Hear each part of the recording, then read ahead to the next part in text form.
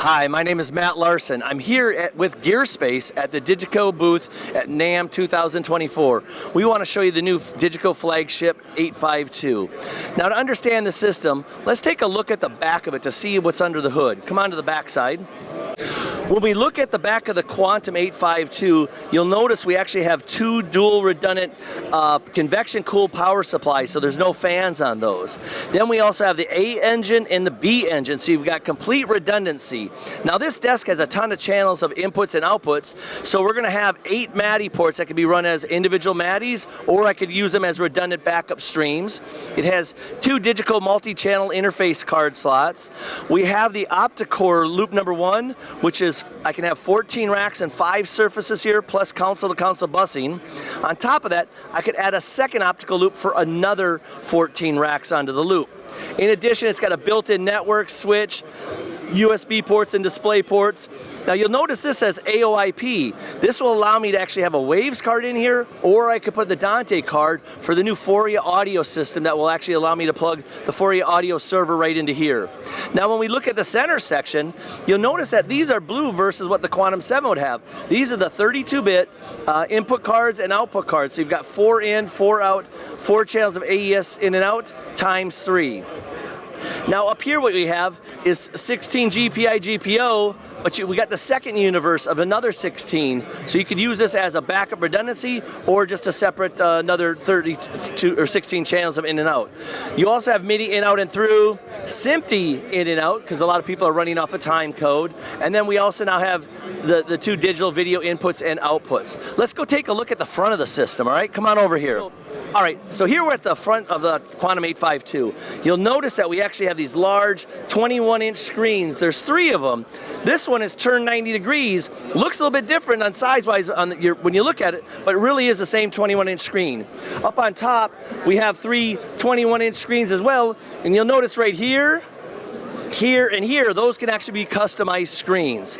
In addition, we also have the camera here so that you can actually do video back and forth from front of house monitors and broadcast. Now when we look at the desk, you have 3 bays of 12 faders, plus another 12 short faders here. And on the 7, we would have 2 faders here and here, but on the 8, what we did is we put 2 faders here and 2 faders here, okay?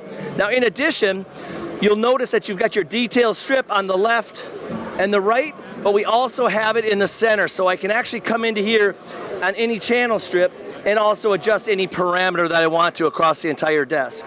Now another thing we do with DiGiCo is a lot of people love the snapshot automation. We can do crossfade times on any input or any output of any parameter per rack per scene. But a lot of people also use macros. So I could use an iPad to actually control my macros. And on my macros, I could actually have 256 macros with an iPad. I could use my contact closures to fire off a macro. I can even have a fader assigned so that every time I bring that fader down, it will actually trigger a macro. In addition, what we did is in the center section, you get another 80 macros here.